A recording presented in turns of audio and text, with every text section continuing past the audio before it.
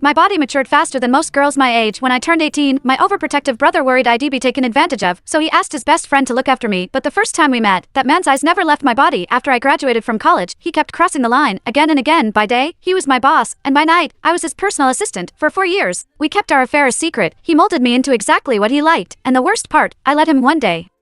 His ex-fiancée came back from overseas. He slipped out of my bed in the middle of the night and rushed to the airport to pick her up. Humiliated but unwilling to let go, I followed him there, only to watch him gently stroke another woman's hair right in front of me. He turned to me and said, "Jennifer Huckabee, 4 years ago, you were the one who crawled into my bed while I was drunk. The way you're behaving now, it's really pathetic." The way he looked at her was soft, and the way he mocked me was sharp and deliberate. I suddenly realized he was right. This was meaningless, so I lowered my head, texted my brother to tell him I'd accept the Sinclair family marriage proposal, then looked up at that man and smiled. "All right then, goodbye." Chapter Marvin Huckabee, my brother, called not long after. I could hear the relief in his voice through the call, surely because he thought I had finally let go of the man I had loved for years. What he did not know was that the man I was madly in love with was his best friend, Devin Woodford. After hanging up, I picked up the resignation letter I already prepared and headed for HR. However, the process stalled at the final step. "Ms. Huckabee, if you want to resign within a week, you'll need the CEO's signature for approval." Devin again. Even at the very end, I still could not avoid him. I tightened my grip on my phone, walked to the end of the empty hallway, and dialed that all too familiar number. The ringing went on for a long time.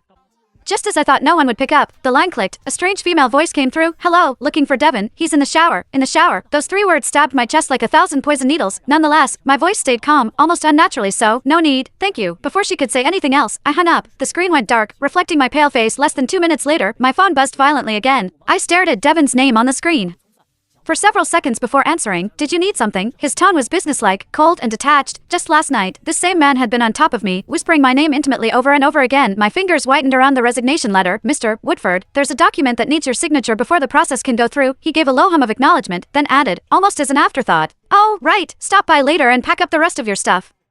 She's moving in. The apartment in the western suburbs is empty. You can stay there. I promised Marvin I'd take care of you." 4 years ago, he pulled me into his bed while drunk, tossing me the charity of being his bedmate. 4 years later, under the excuse of loyalty to his best friend, he was offering me a place to live. His carefully considerate gestures were so absurd, they almost made me laugh. "That won't be necessary, Mr. Woodford," I said, forcing a smile. "I'm an adult. I can take care of myself." Once he signed the resignation form and I finished my last handover, the ridiculous 4 years between us would finally come to an end.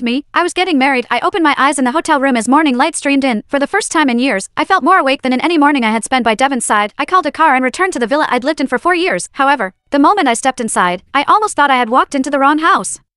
The once minimalist black and gray space was instead drenched in warm tones. The entryway wall, where I had begged him for a month to let me hang even a single plush toy, had been transformed into a display filled with stuffed animals. "Melissa likes it this way." Devin's voice sounded from behind me. When I turned, he looked slightly troubled. "She came by yesterday, saw your things and got upset." It was not until he led me to the storage room that I understood what he